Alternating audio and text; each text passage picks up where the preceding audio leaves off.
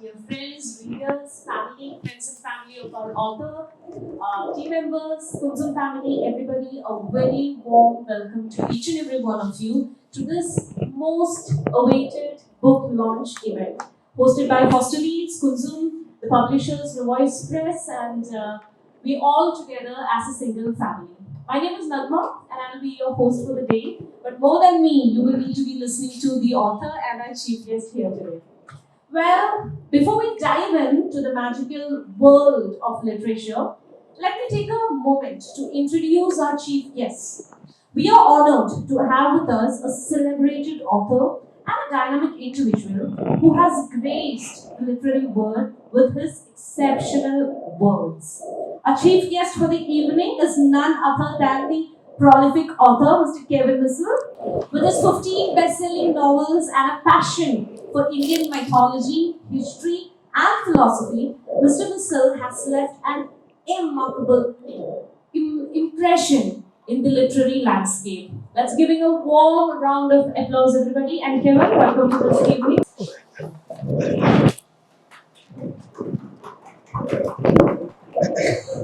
It should be very awkward if I were to introduce the main star of the show, star of the day, right? So let me take this opportunity right now to introduce the talented author who's turning into a superstar with her book, The Wandering Star. We've gathered here to celebrate tonight S.P. Mitson, a 31-year-old Empire-turned storyteller who has ventured into the world of fantasy with her debut novel, The Wandering Star. This is the first book among her series, the Shifter's Crown series. Her engaging narratives, the intricate world building, and a promising a great future in the world of literature. Welcome to you, dear S.P. Mitson. We call you by multiple names, but today we want to be introducing and addressing you as the pen name that you've given to yourself, S.P. Mitson. Welcome to the gallery. Thank you. Before we deep dive into every details of the book, before each of you who are gathered here today purchase a copy of the book that is available, and before you get the chance to ask our author and the chief guest a lot of questions, yes, you are having a chance to ask a lot of questions. Before you do all of that, we will engage, or today we will get engaged to an amazing, interesting conversation between our chief guest and the author. So I will hand over the entire stage to our chief guest and the author for a quick discussion regarding the book, post which you will have the time to ask your own questions as well to both the chief guest and the author. Thank you so much. Thank you so much, everyone, for first of all being here. I'm not here as a writer. I'm not here just as an author as well. I'm here as a publisher of S.P. Mitson's book, and I'm very glad to be here. Very very proud. I've known her for I think quite some time now, almost a year, I guess.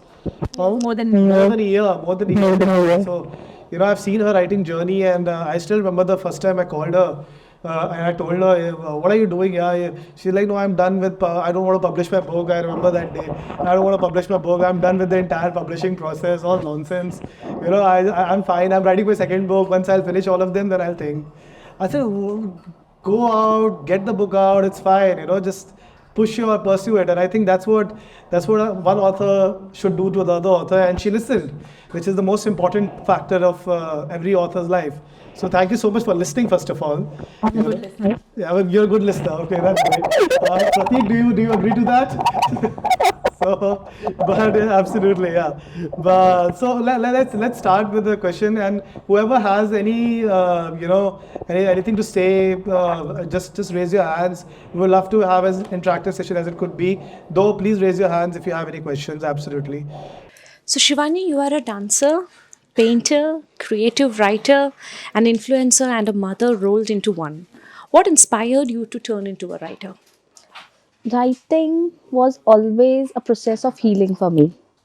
I used to write whenever I'm in a chaos and there's a storm going on inside me. I always wanted it to be, and I don't want, sometimes there are things you don't want to share with other people. So I just used to jot it down, sometimes in the form of poems or sometimes in the form of stories. And to be very frank, these are my friends who boost me up, who used to read all those things. It's like, you can write it down. You will write and we will read. Well, that was the thing that made me a writer. So you say it began with scribbles, Yes. but your writings reflect you living in your world of fantasy. How did you come about? Fantasy, see, we live in the world of Panchtantra.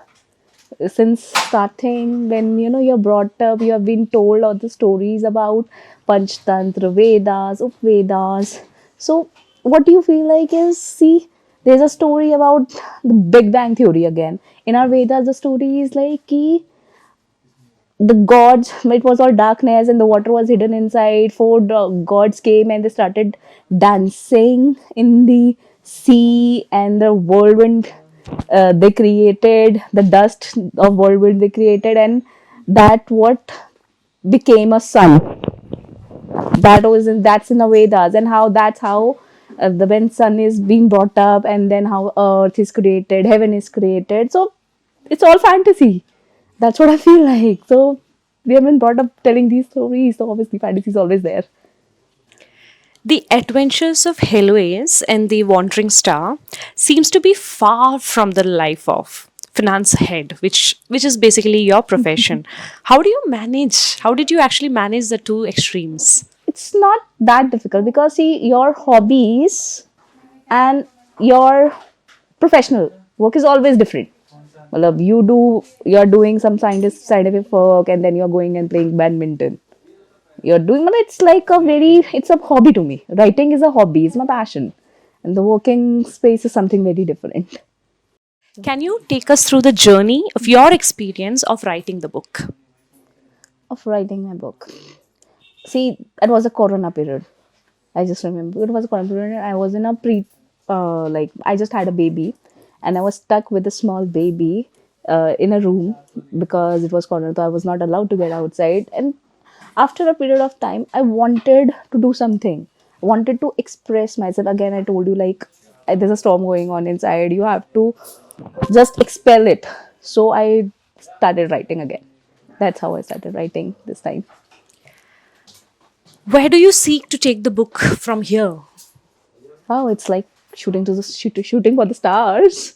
You're on the ground, and we are shooting for the stars, aiming for the stars, like that.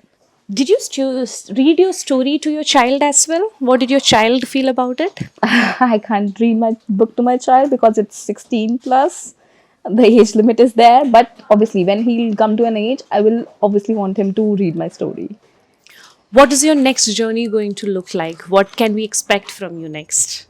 I am working on the next part of this book. This is going to be a sequel, and let's see. I have written the climax, and I'm now. This is the part of thing. This I always write climax first, then I put whole story.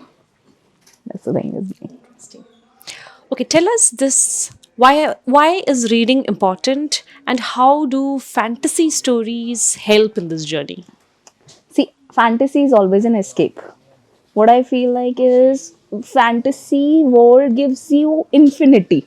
There is no limit, there is no bars, there are no boundaries, and you can create anything, you can feel anything. But the authors have no limits when they come to creating a fantasy thing.